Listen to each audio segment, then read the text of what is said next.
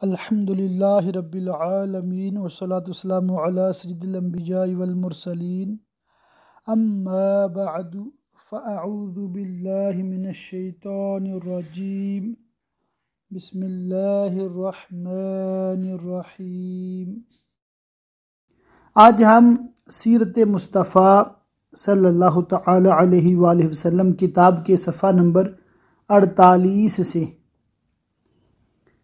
حضور تاجدار دو عالم صلی اللہ تعالی علیہ وآلہ وسلم کی مکی زندگی کے بارے میں پڑھیں گے۔ یہاں پر بہت پیارے اشعار لکھے ہیں۔ محمد وہ کتاب کون کا طغرائے پیشانی، محمد وہ حریم قدس کا شمع شبستانی، مبشر جس کی بعثت کا ظہور عیسیٰ مریم، مصدق جس کی عظمت کا لب موسیٰ عمرانی علیہم الصلاۃ والسلام۔ صفحہ نمبر 49۔ بسم اللہ الرحمن الرحیم۔ اللہم لک الحمد سرمدن صلی علی حبیبک المصطفیٰ وآلہ وصحبہ ابدا، حسبی ربی جل اللہ نور محمد صلی اللہ، لا مقصود الا اللہ، چل میرے خامہ بسم اللہ۔ پہلا باب خاندانی حالات نسب نامہ۔ حضور اقدس صلی اللہ تعالی علیہ وسلم کا نسب شریف والد ماجد کی طرف سے یہ ہے۔ حضرت محمد صلی اللہ علیہ وسلم بن عبداللہ بن عبد المطلب بن ہاشم بن عبد مناف بن قصی بن کلاب بن مرہ بن کعب بن لوی بن غالب بن فہر بن مالک بن نضر بن کنانہ بن خزیمہ بن مدرکہ بن الیاس بن مدر بن نزار بن معد بن عدنان، بحوالہ بخاری جلد 1 باب مبعث النبی صلی اللہ تعالی علیہ وسلم۔ اور والدہ ماجدہ کی طرف سے حضور صلی اللہ تعالی علیہ وسلم کا شجرہ نسب یہ ہے۔ حضرت محمد صلی اللہ تعالی علیہ وسلم بن آمنہ بنت وہب بن عبد مناف بن زہرہ بن کلاب بن مرہ۔ حضور علیہ السلام کے والدین کا نسب نامہ کلاب بن مرہ پر مل جاتا ہے اور آگے چل کر دونوں سلسلے ایک ہو جاتے ہیں۔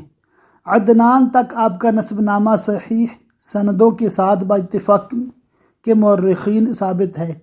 اس کے بعد ناموں میں بہت کچھ اختلاف ہے، اور حضور صلی اللہ تعالی علیہ وسلم جب بھی اپنا نسب نامہ بیان فرماتے تو عدنان ہی تک ذکر فرماتے تھے۔ کرمانی بحوالہ حاشیہ بخاری جلد 1 صفحہ 543 543۔ مگر اس پر تمام مورخین کا اتفاق ہے کہ عدنان حضرت اسماعیل علیہ السلام کی اولاد میں سے ہیں، اور حضرت اسماعیل علیہ السلام حضرت ابراہیم خلیل اللہ علیہ السلام کے فرزند ارجمند ہیں۔ خاندانی شرافت۔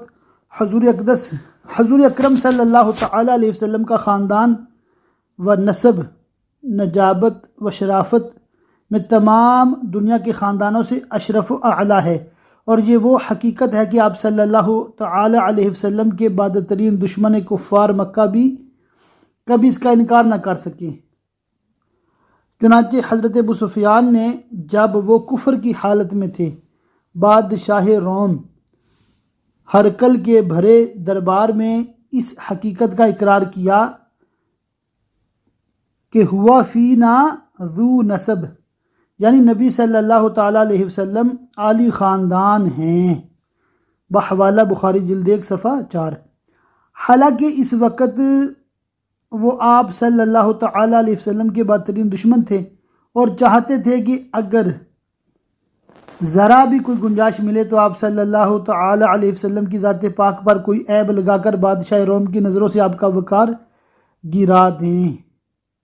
مسلم شریف کی روایت میں ہے کہ اللہ تعالیٰ نے حضرت اسماعیل علیہ السلام کی اولاد میں سے کنانہ کو برگزیدہ بنایا اور کنانہ میں سے قریش کو چنا اور قریش میں سے بنی ہاشم کو منتخب فرمایا اور بنی ہاشم میں سے مجھ کو چن لیا۔ بحوالہ مشکات فضائل سید المرسلین۔ بہرحال یہ ایک مسلمہ حقیقت ہے کہ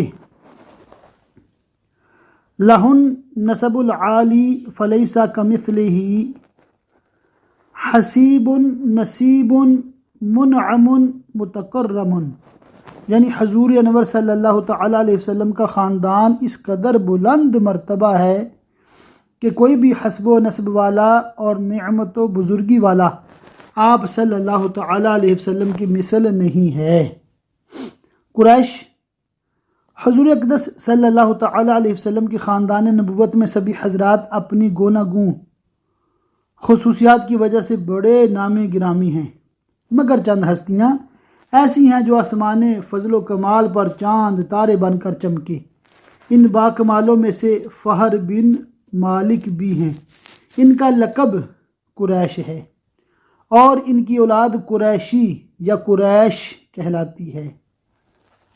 فہر بن مالک قریش اس لیے کہلاتے ہیں کہ قریش ایک سمندری جانور کا نام ہے جو بہت ہی طاقتور ہوتا ہے اور سمندری جانوروں کو کھا ڈالتا ہے۔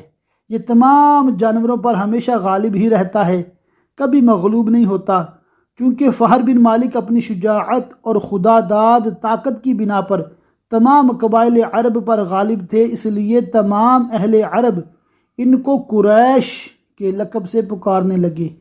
چنانچہ اس بارے میں شمرخ بن عمر حمیری کا شعر بہت مشہور ہے کہ وَقُرَيْشٌ هِيَ الَّتِي تَسْكُنُ الْبَحْرَ بِهَا سُمِّيَتْ قُرَيْشٌ قُرَيْشًا، یعنی قریش ایک جانور ہے جو سمندر میں رہتا ہے، اسی کے نام پر قبیلہ قریش کا نام قریش رکھ دیا گیا۔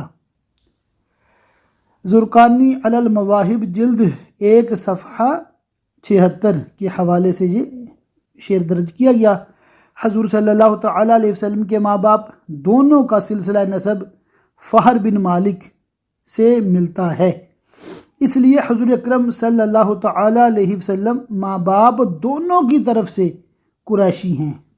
سبحان اللہ۔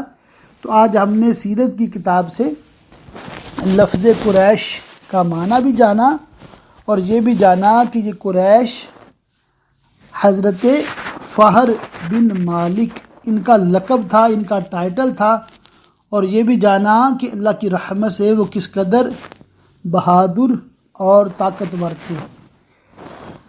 ہاشم حضور صلی اللہ تعالی علیہ وسلم کے پردادا ہاشم بڑی شان و شوکت کے مالک تھے۔ ان کا اصلی نام عمر تھا، بعض اس کو عمرو پڑھ دیتے ہیں اردو دان۔ دیکھیں جب عمر کے آگے واو ہو تو اس کو عمر پڑھا جاتا ہے۔ ان کا اصلی نام عمر تھا۔ انتہائی بہادر، بے حد سخی اور اعلیٰ درجے کے مہمان نواز تھے۔ ایک سال عرب میں بہت سخت قحط پڑ گیا اور لوگ دانے دانے کو محتاج ہو گئے، تو یہ ملک شام سے خشک روٹیاں خرید کر حج کے دنوں میں مکہ پہنچے اور روٹیوں کا چورا کر کے یعنی ٹکڑے کر کے اونٹ کے گوشت کے شوربے میں سرید بنا کر تمام حاجیوں کو خوب پیٹ بھر کر کھلایا۔ اس دن سے یعنی اس دن سے لوگ ان کو ہاشم کہنے لگے۔ ہاشم کا مطلب کیا ہے؟ روٹیوں کا چورا کرنے والا۔ سبحان اللہ۔ بحوالہ مدارج النبوہ جلد 2 صفحہ 8۔ چونکہ یہ عبد مناف کے سب لڑکوں میں بڑے اور باصلاحیت تھے، یعنی سب سے بڑے تھے اور باصلاحیت تھے، اس لیے عبد مناف کے بعد کعبہ کے متولی اور سجادہ نشین ہوئے۔ بہت حسین و خوبصورت اور وجیح تھے۔ جب سن شعور کو پہنچے تو ان کی شادی مدینہ میں قبیلہ خزرج کے ایک سردار عمرو کی صاحبزادی سے ہوئی جن کا نام سلمہ تھا، اور ان کے صاحبزادے عبد المطلب مدینہ ہی میں پیدا ہوئے۔ چونکہ ہاشم 25 سال کی عمر پا کر ملک شام کے راستہ میں بامقام غزہ انتقال کر گئے، اس لیے عبد المطلب مدینہ ہی میں اپنے نانا کے گھر پلے بڑھے، اور جب 7 یا 8 سال کے ہو گئے تو مکہ آ کر اپنے خاندان والوں کے ساتھ رہنے لگے۔ عبد المطلب، اب اس کی وضاحت آئے گی کہ ان کا نام عبد المطلب کیوں ہے، کیا وجہ بنی۔ حضور اقدس صلی اللہ تعالی علیہ وسلم کے دادا عبد المطلب کا اصلی نام شیبہ ہے۔ یہ بڑے ہی نیک نفس اور عابد و زاہد تھے۔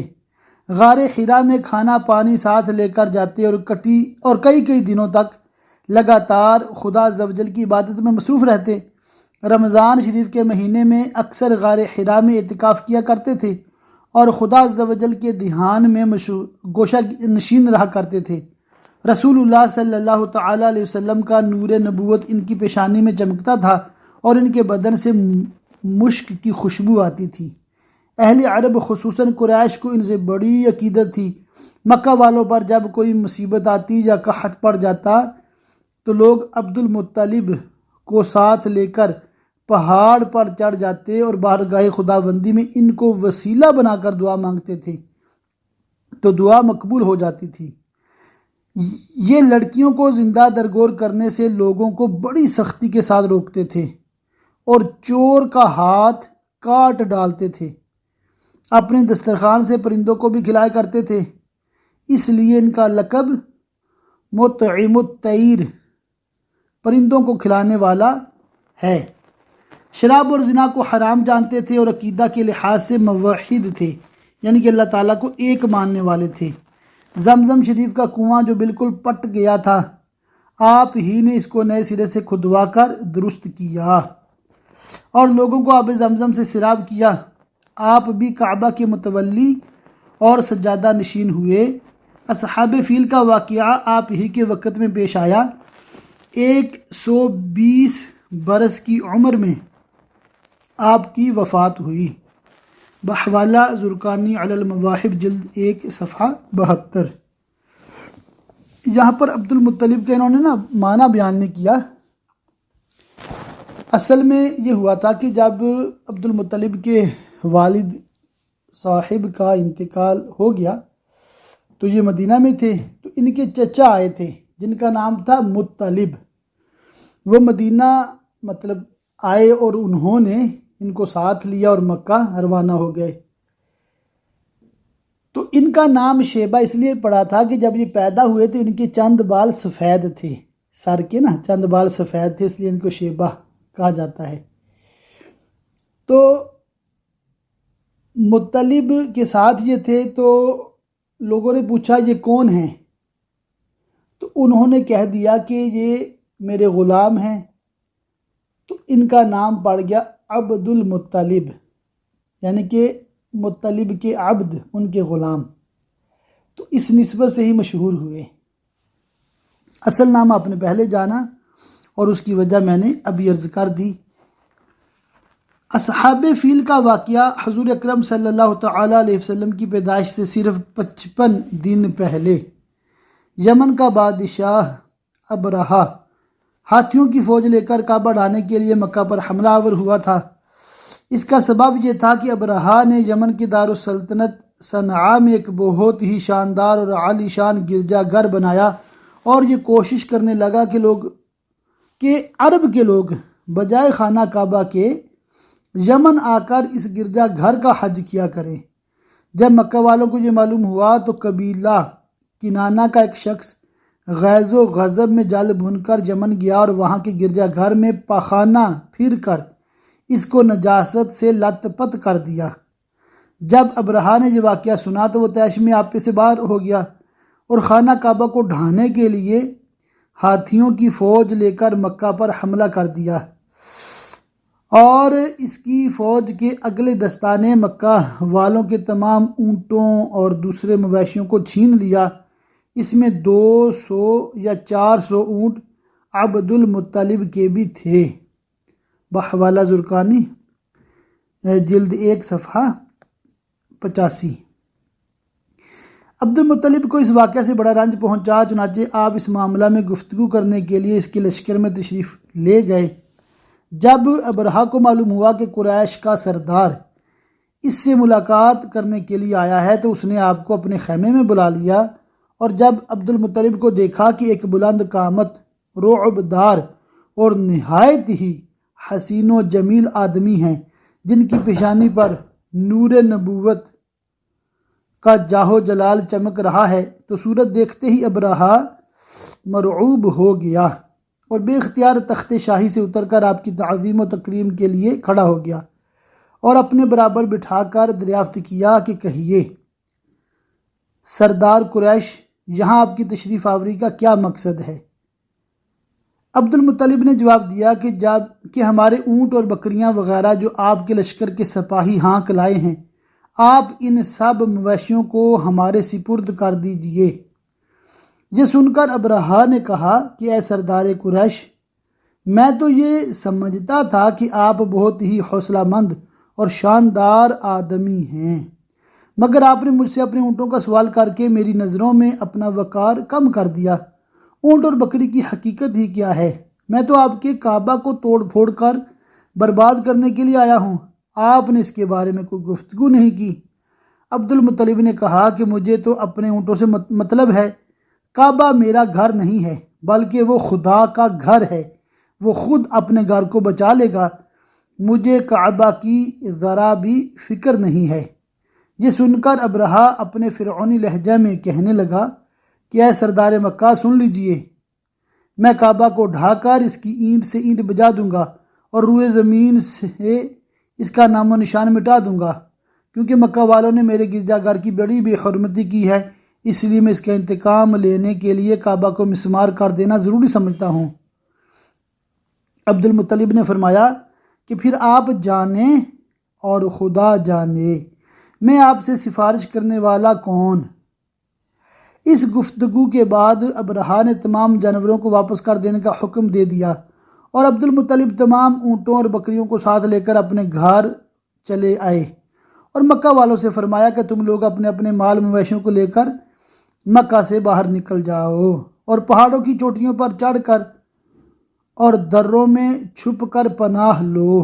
مکہ والوں سے یہ کہہ کر پھر خود اپنے خاندان کے چند آدمیوں کو ساتھ لے کر خانہ کعبہ میں گئے اور دروازہ کا حلقہ پکڑ کر انتہائی بے قراری اور گریہ وزاری کے ساتھ دربار باری میں اس طرح دعا مانگنے لگے کہ اللہم ان المرء یمنع رحلہ فامنع رحالک وانصر علی آل الصلیب وعابدیہ اليوم لک۔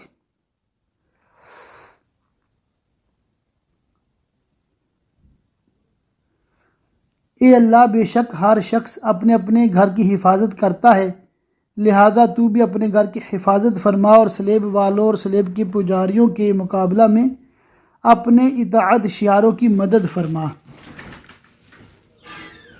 اچھا، وَعَابِدِيهِ الْيَوْمَ آلَكَ، یہ لفظ ہے آلک۔ عبد المطلب نے یہ دعا مانگی اور اپنے خاندان والوں کو ساتھ لے کر پہاڑ کی چوٹی پر چڑھ گئے اور خدا کی قدرت کا جلوہ دیکھنے لگے۔ ابرہہ جب صبح کو کعبہ ڈھانے کے لیے اپنے لشکر جرار اور ہاتھیوں کی قطار کے ساتھ آگے بڑھا اور مقام مغمس میں پہنچا تو خود اس کا ہاتھی، جس کا نام محمود تھا، ایک دم بیٹھ گیا۔ ہر چند مارا اور بار بار للکارا مگر ہاتھی نہیں اٹھا۔ اسی حال میں قہر الہی ابابیلوں کی شکل میں نمودار ہوا اور ننھے ننھے پرندے جھنڈ کے جھنڈ، جن کی چونچ اور پنجوں میں 3 کنکریاں تھیں، سمندر کی جانب سے حرم کعبہ کی طرف آنے لگے۔ ابابیلوں کے ان ابابیلوں کے ان دل بادل لشکروں نے ابرہا کی فوجوں پر اس زور شور سے سنگ باری شروع کر دی کہ آن کی آن میں ابرہا کے لشکر اور اس کے ہاتھیوں کے پرخچے اڑ گئے۔ ابابیلوں کی سنگ باری خداوند قہار و جبار کے قہر و غضب کی ایسی مار تھی کہ جب کوئی کنکری کسی فیل یعنی ہاتھی سوار کے سر پر پڑتی تھی تو وہ اس آدمی کے بدن کو چھیدتی ہوئی ہاتھی کے بدن سے پار ہو جاتی تھی۔ ابرہا کی فوج کا ایک آدمی بھی زندہ نہیں بچا اور سب کے سب ابرہا اور اس کے ہاتھیوں سمیت اس طرح ہلاک و برباد ہو گئے کہ ان کے جسموں کی بوٹیاں ٹکڑے ٹکڑے ہو کر زمین پر بکھر گئیں۔ چنانچہ قرآن مجید کی سورہ فیل میں خداوند قدوس نے اس واقعہ کا ذکر کرتے ہوئے ارشاد فرمایا کہ أَلَمْ تَرَ كَيْفَ فَعَلَ رَبُّكَ بِأَصْحَابِ الْفِيلِ أَلَمْ يَجْعَلْ كَيْدَهُمْ فِي تَضْلِيلٍ وَأَرْسَلَ عَلَيْهِمْ طَيْرًا أَبَابِيلَ تَرْمِيهِمْ بِحِجَارَةٍ مِّن سِجِّيلٍ فَجَعَلَهُمْ كَعَصْفٍ مَّأْكُولٍ۔ یعنی اے محبوب، کیا آپ نے نہ دیکھا کہ آپ کے رب نے ان ہاتھی والوں کا کیا حال کر ڈالا؟ کیا ان کے داؤں کو تباہی میں نہ ڈالا اور ان پر پرندوں کی ٹکڑیاں بھیجیں تاکہ انہیں کنکر کے پتھروں سے ماریں تو انہیں چبائے ہوئے بھس جیسا بنا ڈالا۔ جب ابرہا اور اس کے لشکروں کا یہ انجام ہوا تو عبد المطلب پہاڑ سے نیچے اترے اور خدا کا شکر ادا کیا۔ ان کی اس کرامت کا دور دور تک چرچا ہو گیا اور تمام اہل عرب ان کو ایک خدا رسیدہ بزرگ کی حیثیت سے قابل احترام سمجھنے لگے۔ حضرت عبداللہ رضی اللہ تعالی عنہ یہ ہمارے حضور رحمت عالم صلی اللہ تعالی علیہ وسلم کے والد ماجد ہیں۔ یہ عبد المطلب کے تمام بیٹوں میں سب سے زیادہ باپ کے لاڈلے اور پیارے تھے۔ چونکہ ان کی پیشانی میں نور محمدی اپنی پوری شان و شوکت کے ساتھ جلوہ گر تھا، اس لیے حسن و خوبی کے پیکر اور جمال صورت و کمال سیرت کے آئینہ دار اور عفت و پارسائی میں یکتائے روزگار تھے، یعنی کہ بہت ہی نیک پرہیزگار تھے۔ قبیلہ قریش کی تمام حسین عورتیں ان کے حسن و جمال پر فریفتہ اور ان سے شادی کی خواستگار تھیں، مگر عبد المطلب ان کے لیے ایک ایسی عورت کی تلاش میں تھے جو حسن و جمال کے ساتھ ساتھ حسب و نسب کی شرافت اور عفت و پارسائی میں بھی ممتاز ہو۔ عجیب اتفاق کہ ایک دن عبداللہ رضی اللہ تعالیٰ عنہ شکار کے لیے جنگل میں تشریف لے گئے۔ ملک شام کے یہودی چند علامتوں سے پہچان گئے تھے کہ نبی آخر الزماں کے والد ماجد یہی ہیں۔ چنانچہ ان یہودیوں نے حضرت عبداللہ رضی اللہ تعالیٰ عنہ کو بارہا قتل کر ڈالنے کی کوشش کی۔ اس مرتبہ بھی یہودیوں کی ایک بہت بڑی جماعت مسلح ہو کر اس نیت سے جنگل میں گئی کہ حضرت عبداللہ رضی اللہ تعالیٰ عنہ کو تنہائی میں دھوکہ سے قتل کر دیا جائے، مگر اللہ تعالیٰ نے اس مرتبہ بھی اپنے فضل و کرم سے بچا لیا۔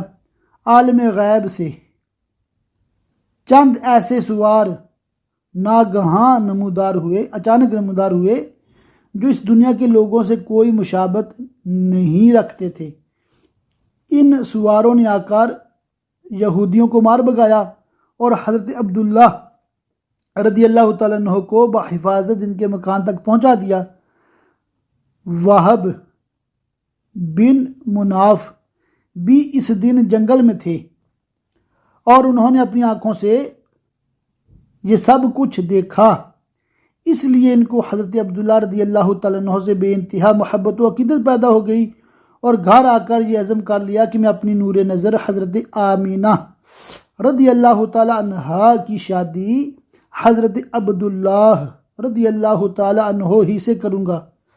چنانچہ اپنی اس دلی تمنا کو اپنے چند دوستوں کے ذریعہ انہوں نے عبد المطلب تک پہنچا دیا۔